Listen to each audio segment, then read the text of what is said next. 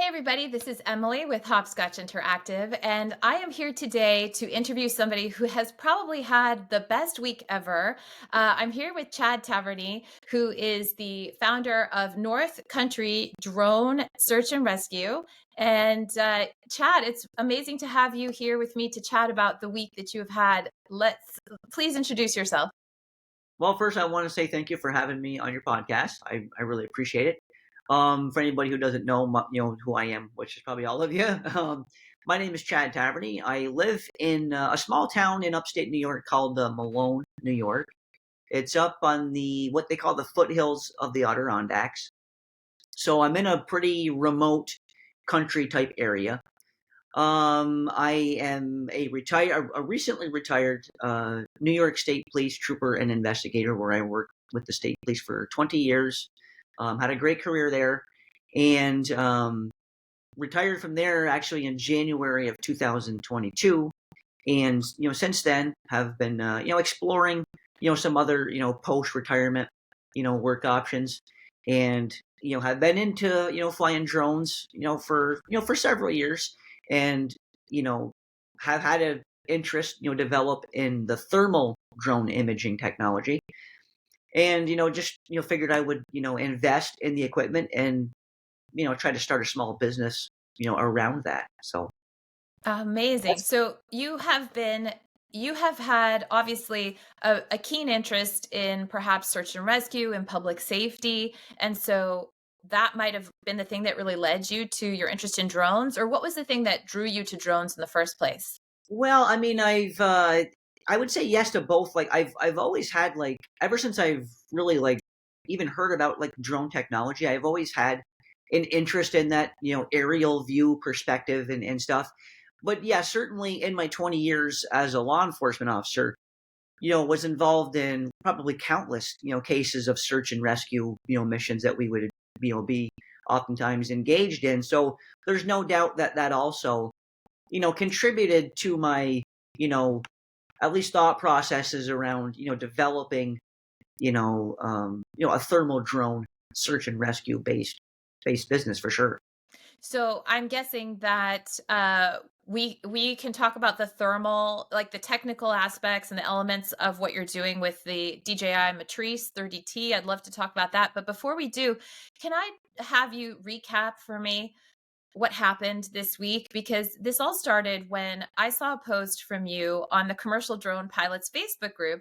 And here's this picture of a guy like petting this dog. And you are saying it's your first flight, your first successful flight and search and rescue to recover a lost pet. And that was Monday this week. And you returned after, no, I mean, really, you were able to recover the pet, find its location, like you said, in a very remote area, snow-covered grounds, and you used this thermal drone, which is incredible, and you were able to get the pet back to their owner in a relatively short amount of time. Like that was day one, right? Yes, yeah. Which was actually it was last Saturday. Okay. Um, so yeah, that was last Saturday. I mean, it really just started out where that morning I got a random personal message through my company Facebook page, from a woman in Berkshire, Vermont, who just basically told me that her dog had been missing for going on 6 days at that time. That they that the last sighting was like around a mile away from their house in a big in a big gravel pit area. Um, so after coordinating with her, through a few messages, I thought I could certainly have a chance at locating the dog as long as it was in that area that I would be searching in. So I agreed to to accept the job, and I it was about a 90-mile drive over there, Wow. to Vermont. And yeah, like after meeting up with the owners and grabbing some details about how the dog went missing and stuff. I mean, I would say after about probably maybe 40 minutes of flying. In fact, I was on my second set of batteries. I was going to ask you about that because I know I that was there's like a Yeah, I was 40 early minute. on. I was early on in my second set of batteries, and I I was able to locate the dog. It was in a pretty big swamp area, with just a lot of wet ground and like real thick brush. So the dog was in there, and I was able to locate it, confirm that it was, their dog, in fact, and the owners, they were right, alongside me, so they could also confirm that it was their dog. And then from there, I pretty much kind of held the drone over the dog's position while the family, they had gathered like a little search party, and they went into the swamp, and they were kind of using my drone as like a visual reference, Mm-hmm. for where to go. And then as they approached, the dog did exit through the other side of the swamp, and there was a house not too far away, probably I would say less than a quarter mile. And the dog actually went over to that house where the homeowner there was able to secure the dog in their vehicle Mm-hmm. until we were able to get over there just a few minutes later, and they had their dog back. So yeah, it was a successful mission. That was my first ever attempt at trying to find a lost pet. So I was actually pretty. I'm not gonna say surprised, because I mean I know what the technology can do, but just I was kind of more so surprised that after 6 days the dog was still kind of in that 1 mile radius from where it had taken off. What So is can you just share with us and to people watching or listening, what happens to an animal when they get disoriented? Like what causes them to lose their scent trail back to their owners, or what is happening in this sort of the psychology of the dog? I mean, I'm trying to imagine, is the dog deciding I'm finally a wolf again and decides to run off, or is it really that it's just totally disoriented and it can't find its way back home? yeah, I mean I'm not sure, but from talking to the dog owners, I guess it had originally taken off when some kind of I think they said a trash company, or some kind of company was in the driveway, and they made like a really loud banging sound, and the dogs were outside. They had two same breed of dogs, Mhm. and when that big bang happened, one of them just took off into the woods. Like for some reason, that sound scared the dog, and from there, like they're not sure if he just like went far enough away and then couldn't find his way back. I mean, we'll probably never know that answer. But as Yeah. far as like once the dog had been out there for a while, I mean, obviously you've got, like I know that area is, and even like my area and over there in northern Vermont, like there's a lot of coyotes in that area, like wild dogs. A coyote is basically a wild dog. Yeah. Um, so who knows if if some of those started chasing after the dog, because like coyotes here will do that. They will prey on other weaker animals. Like if you get a pack of coyotes chasing a dog, it would be potential that it could be running scared from those. I don't know if that's why it was, because the dog appeared to me like it was kind of like taking up shelter in that swamp. Mm. 'Cause it was a very secure area as far as like not being seen and detected by other animals. Wow. But Wow. of course, with the Incredible. drone perspective, being up high, I was able to really, in fact, because it was a swamp where there's not many big trees, it's just all little low level brush. The dog actually stood out very easily on the thermal camera. That's So I another actually was question. finding it easy. Yeah, I think that in that case, I could imagine it being easier than say if you're in a dense urban area trying to locate any kind of Yeah, animal with thermal imaging, when you would have a lot of false positives, or you would think that this is it, I found the animal, but there's just too much noise in the data for you to really read it correctly and know, is it this pet or that pet, or this is a, how do you read all those different signs? But if you're really only looking for one thing that might be that same size, that same shape in the area, it might be easier. But I have to ask you, the elevation that you're at to cover that much distance. So when you're flying your drone, normally you're capped at 400 feet mhm, for part 107, right? Flying under part 107. And I'm assuming that this area is airspace that's unrestricted. You're able to fly over this area. It's totally fine. But your images, and maybe this has to do with the Matrice 30T, the drone that you used, which has a 200 times zoom. Yeah, but that's you're correct. able to basically scan. If I understand the method correctly, you're doing the thermal imaging, and there's a couple different ways you can do thermal imaging with that drone, right? So you have infrared, you might have a couple of others. Maybe you can walk us through that. But are you at 400 feet? Do you try to get as high as possible to get the largest area to see, or how do you then decide? Okay, I'm going to zoom in on this one thing, or do you mark it and then say I'm going to come back to this subject because it might be this, but it might be something else? Yeah, my typical process, when I'm flying the drone, looking for a target animal, is I fly at around 390 feet just to make sure that I'm well under the FAA regulation, Hmm. and I pretty much will stay constantly in the thermal camera, and use that as my primary camera while I am searching, and then once I find what I think to be is potentially the target animal, I obviously you know I will hover over it, and then I will switch over to the, like I said, the 200 times zoom camera. And I find that if I stay at around 10 times optical zoom at that 390-foot elevation, it's kind of like the perfect range as far as, like, getting close enough to the animal, and but yet not being, too far zoomed in where it's easy to get like disoriented or off target. So I try to stay around 10x zoom at that 390 range, and it always seems to kind of put me, where I need to be as far as like getting the best camera views to confirm the target. And the Amazing. only time I really will use the wide angle camera much is like, because when you're flying under the thermal camera, sometimes you can get a little bit disoriented on like where exactly you are relative to Hmm. your location. Hmm. So I might swap over to the wide angle camera just to kind of reorient myself. Okay, no, I am over this particular house or this particular area of woods. Because sometimes I find the wide angle color camera can help you like reorient just to know like where you are like spatially. So Totally. Did you ever look into flying with the FPV mode on the drone? Because I know that that's one of the modes on the Matrice where you could potentially be trying to fly with goggles, and that really helps with the disorientation and maintaining like the directional understanding of where you're heading. Has that ever come up? Did you ever think maybe I'll try that?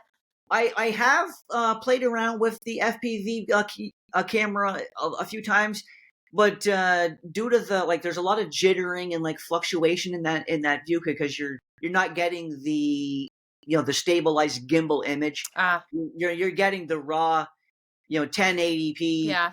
just because the FPV camera is fixed to the drone, so you're getting all that shake. Got it. Got So it. I've never tried it, but I understand right away why it yeah, would so be less my optimal. personal preference is to stay with the stabilized image. It just seems to help me stay on target, anyways, that way. Mhm. Mhm. Amazing. So this was on Saturday. You recovered. This is Otis, right? We're talking about Yeah, that was Otis.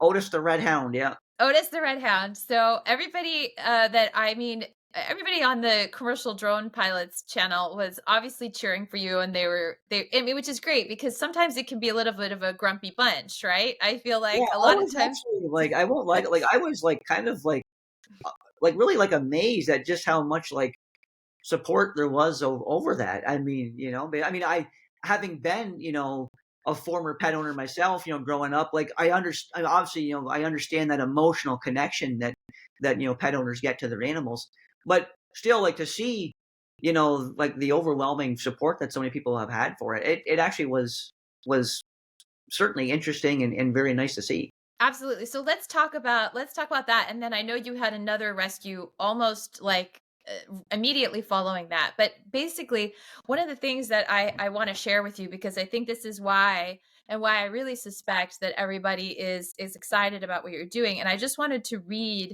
um, some of these comments from your Facebook page because I don't even know. I mean, you do have a website, right? But I didn't really find one. I was like, it Actually, just. I actually have not started a web. I mean, I have to at some point. I Yeah, I actually think have not done. so. I think you're going to have to. Okay, so here's just one of your videos that you posted yesterday. 52,000 views, 232 shares, 1.3 likes, and 170 comments, right? Um, oh my God, I'm not crying, but please bring me 2 boxes of Kleenex. I'm literally sobbing over here.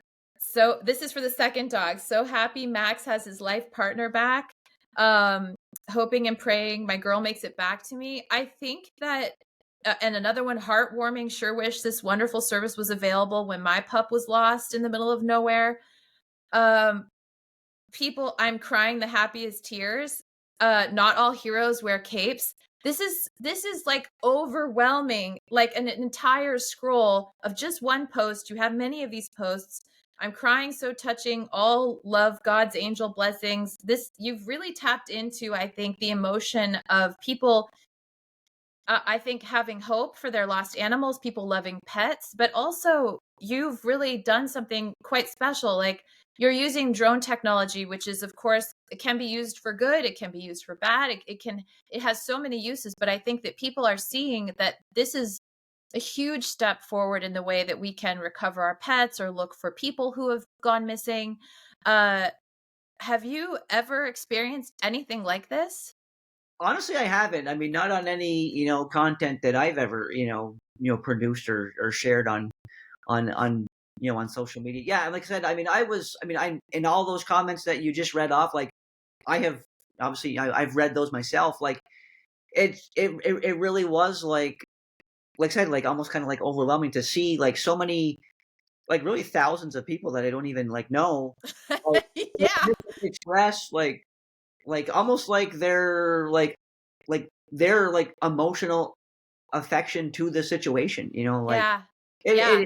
it certainly has been very overwhelming, honestly. Yeah. I bet it is. I bet it's super overwhelming, and you seem very humble about all of it. And I think that that's also just because you've probably been working, in public service as a police officer, doing this kind of work. Like, this is genuine to who you are, and so it's just amazing to see you get this kind of recognition for what you've done.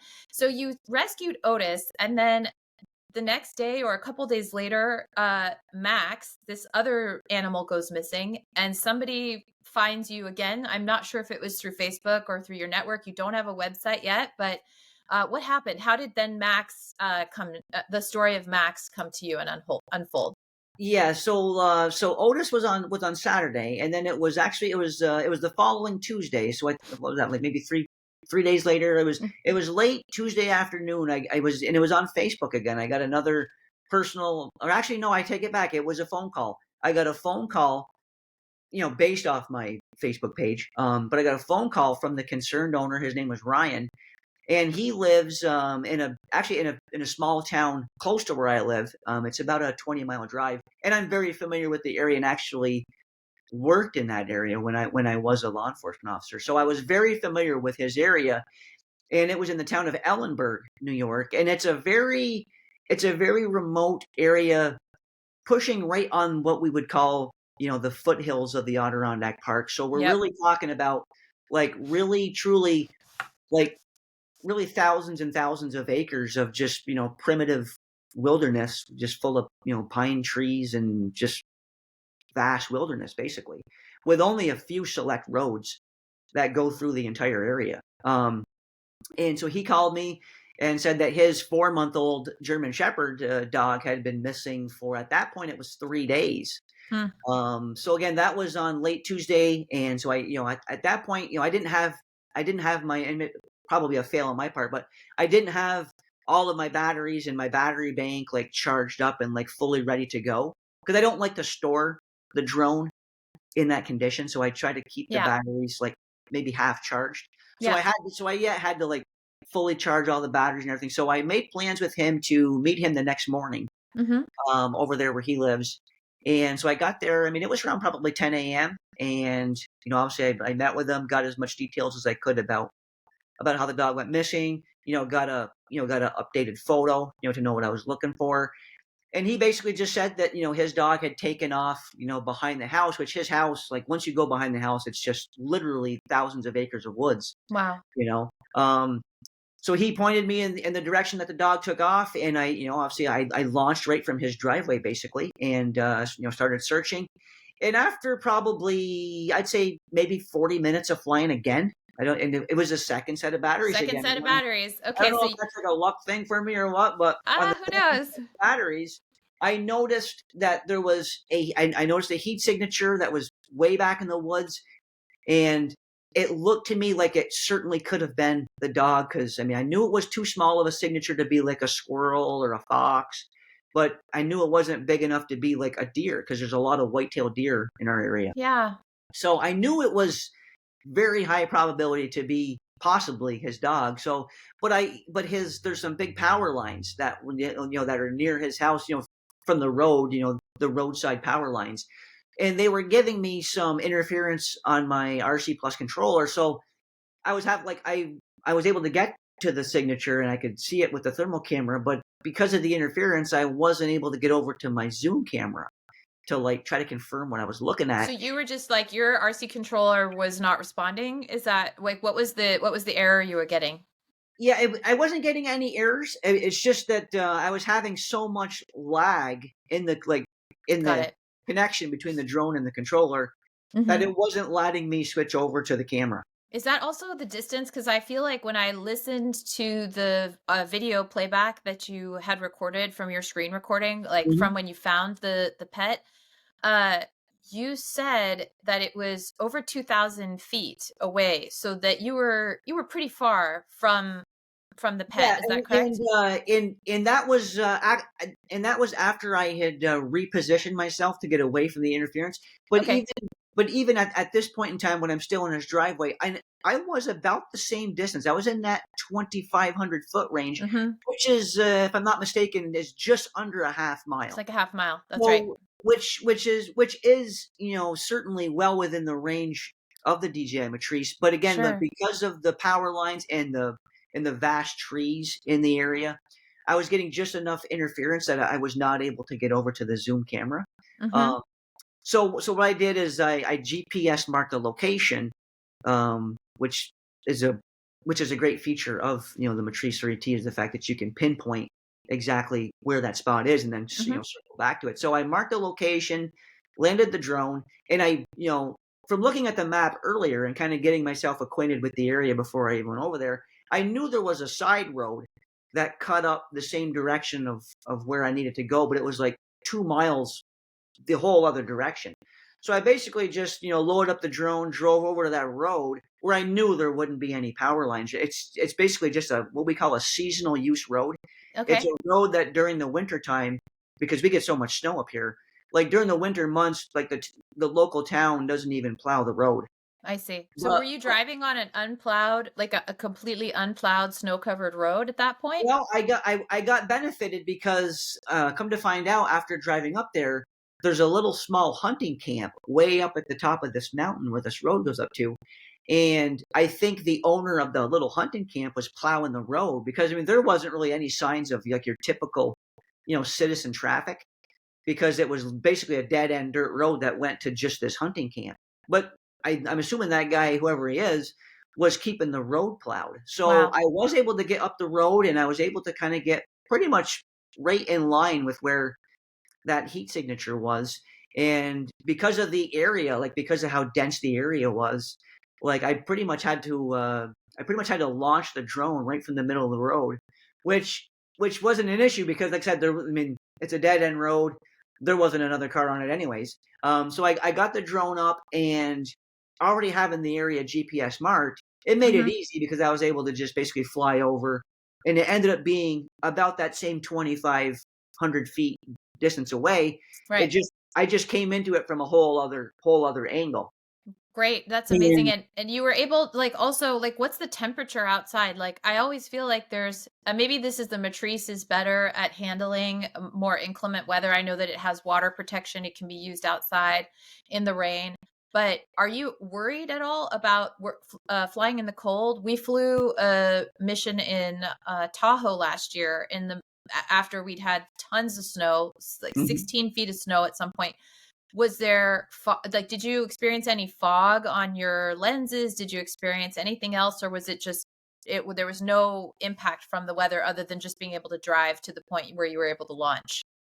Yeah, I had no issues, and that is one of the reasons why I did go with the Matrice 30T is because of where I live here in upstate New York. Like we get probably I would argue probably as brutal a winters as most places in this country. Mm. So Mhm. we get a little, but we actually have not had a drastically cold January. But the temperatures on this day, it was in the mid 20s, which is certainly well within the range of the Matrice 30T. In fact, I think the Matrice is rated to fly safely, even down to as low as -4 degrees Fahrenheit. Okay. So I knew that I was still well within capabilities of the drone, and I did Mhm. not have any issues at all. So the Matrice 3T is more than capable of handling just about anything Mother Nature can throw at it. Um, so yeah, weather really wasn't an issue. And then once I launched from the new location without any RC interference, and plus I was actually probably even a little bit higher up in elevation from the second spot. So that even gave me even better reception yet. And then, and with having the spot already marked on the GPS, it really made it at that point relatively simple to get over there. And that's pretty much where I found the dog, was right where that signature was. And I was able to obviously to get over to the zoom camera. And when I first got onto the dog with the zoom camera, because the dog was just like curled up in a little ball next to some Yeah. trees, and it wasn't moving. Like it appeared Yeah. to me like it appeared to me like it was alive, but I wasn't 100% sure at that point, and I wasn't exactly sure if it was the dog or maybe a small coyote, because like I said, there are a lot of coyotes in this area, and they look similar to what a German Shepherd would look like. So, but I was probably about 85% sure that that was the guy's dog. So I actually called him, while I had the drone in the air to say, to urge him to come over to my area. And he actually had already been coming over to my area because I told him where I was going to be. And so he was pretty much getting to me. The owner of the dog was getting to me pretty much just as I was calling him. And then he came over and was able to look at, my controller as well. And after a few minutes of us, talking and engaging things, that's when on the camera you can see that the dog, picked his head up and like looked I know he around. moves his little ear, and Yeah, he then you're moved his just little like, ear. At that yes. point, I could see that we could see the collar, and I knew, like, we knew 100% at that point it was him. And of course, obviously at that point, he had like a very emotional reaction. Yeah. The fact that, holy cow, like the dog actually is alive here, because Yeah. it wasn't a very big dog. I mean, it was a 4-month old, puppy. So Puppy. and it does get cold up here. Like I'm sure that a few of the nights that he was missing, probably the temperatures, especially up there on the mountain in Ellenberg, I mean, it probably dipped down into the teens, Wow. Fahrenheit. I Right. would say, so which is certainly dangerously cold. So cold. Like, that's I think the other thing is everybody's seeing these pictures of these dogs literally in the snow, and we can all see how remote it is up there. And nobody's coming for you if they're going to have to also risk going into the snow, and forming a search party is risky for everyone. So Yeah, the yeah. drone is actually making this entire thing possible, right? I mean, this is how else have people done this in the past? I'm just trying to imagine, and I'm thinking of all the lost pets that, or people, or other things that, we, before we had these types of drones, we couldn't do this. Yeah, I mean, and just to reflect back on my law enforcement, career, I actually have been involved on cases where, during these winter months up here, where, people have like taken off into the woods and like have honestly lost their lives over it, Yeah. because if you get turned around up here in the wrong spot in the middle of January, um, you certainly are. It's certainly risky to be out there because, like, say, I mean, if you get a mile off the road up here, and like if you don't know your way back, I mean, it could literally be a 10-mile walk through the woods till you hit the next road. Insane. It's insane. It's totally insane. And this is your first I guess enterprise drone that you owned. Did prior to this, or is it not? Because I know this drone came out in 2022. And so it's actually a pretty recent drone. It's not even 2 years old.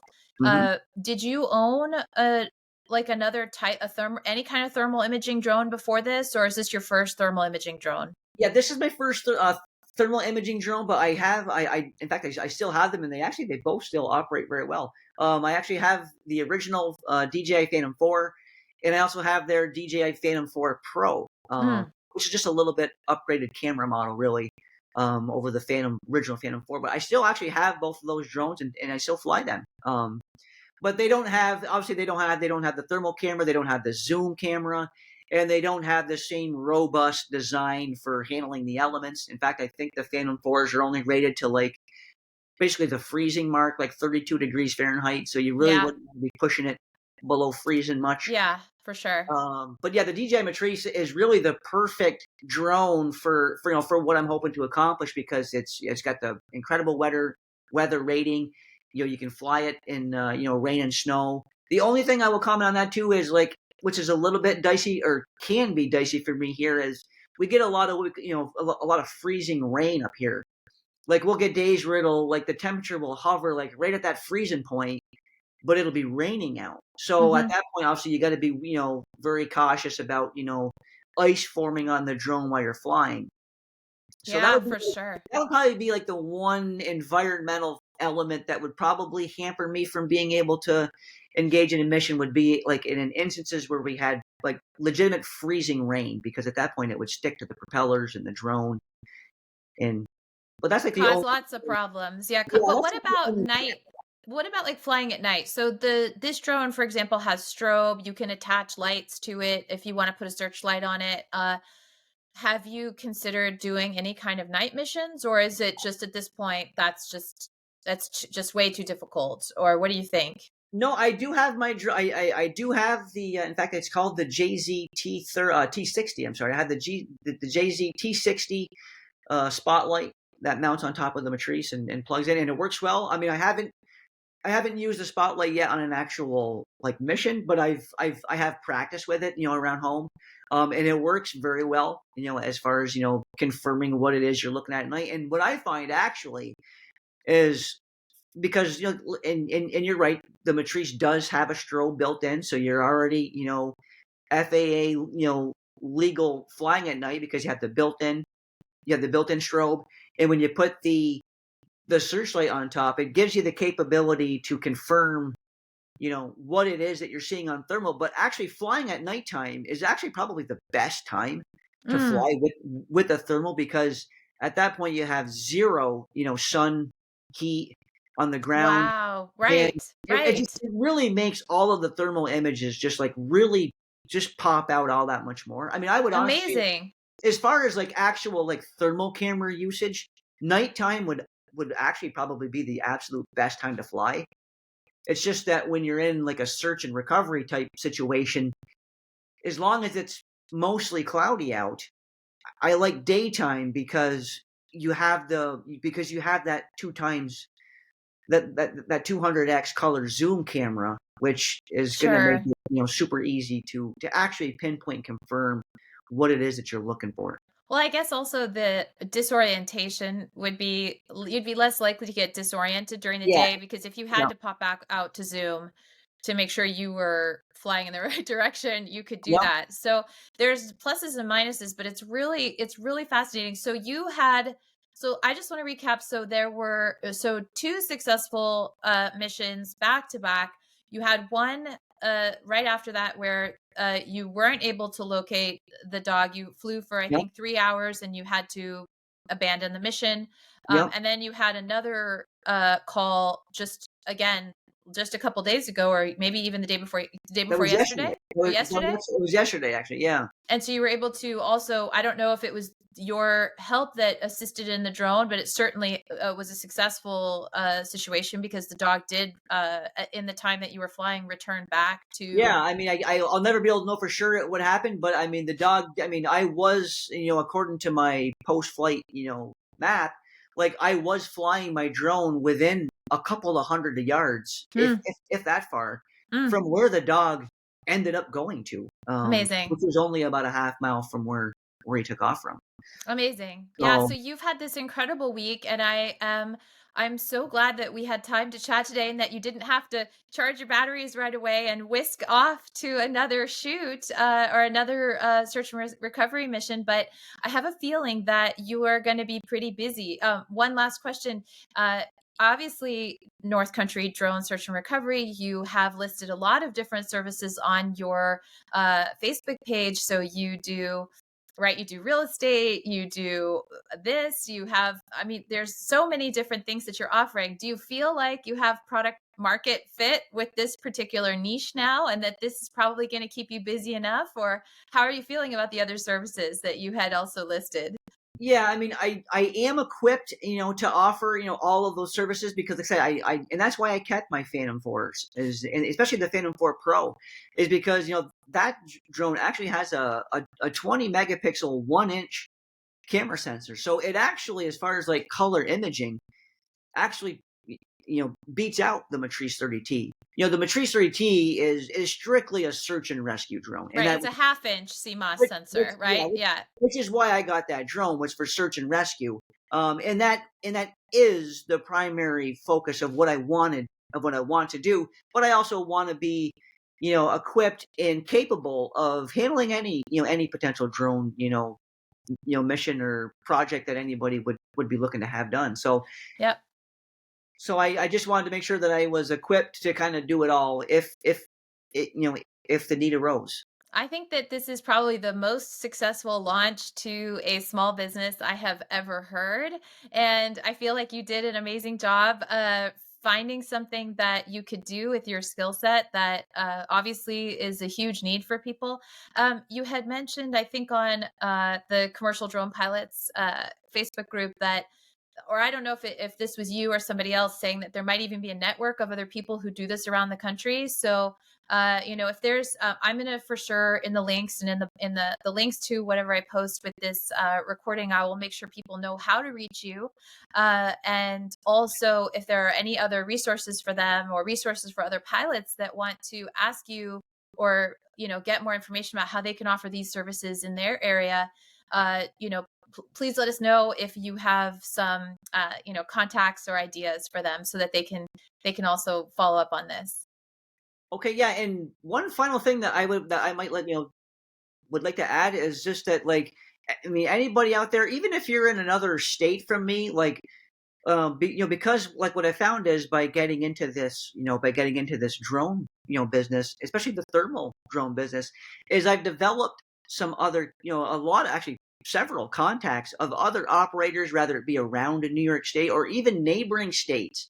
So if I'm the only guy that you can think of that you can think of, and you have a lost, dog or pet wherever, don't hesitate to reach out to me, and if I will do my best, even if it's not feasible for me to help you out, I'll try to get you to somebody who can, if nothing else. I actually had a case yesterday where, again, like, had a call come in from somebody really too far away from me for me to be practical for me to help them, but I was able to refer them to my friend, who lives about 4 hours further downstate, who has the DJ Matrice 30T also, and he's FAA 107 certified.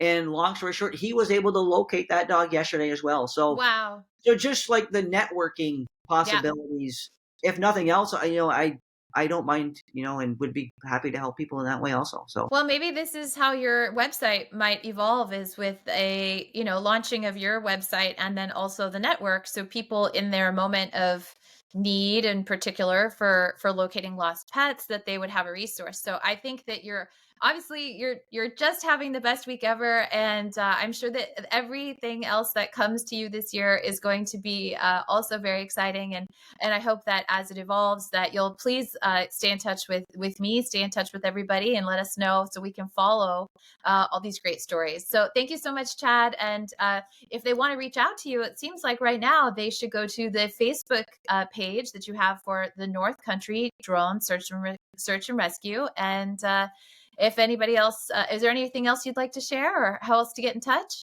yeah, I mean, at that point, that probably would be, the best way. Or, I mean, you could call me. I mean, my phone number is listed on the Facebook page, but I mean and I most likely will be expanding that in the future here shortly. But at this very moment, yes, the best way to reach me would certainly be through the North Country Drone Search and Recovery Facebook page, and from there you should Absolutely. be able to either private message me or even call me by phone. I don't mind any. All Anyway. right. Well, thank you, Chad. Thank you so much for taking the time today to chat with me and to share your story with everyone. It is so heartwarming. It is so great to hear how you've been using your pilot's license, your drone, and to help people and really to help animals as well. So thank you again so much. And I look forward to staying in touch.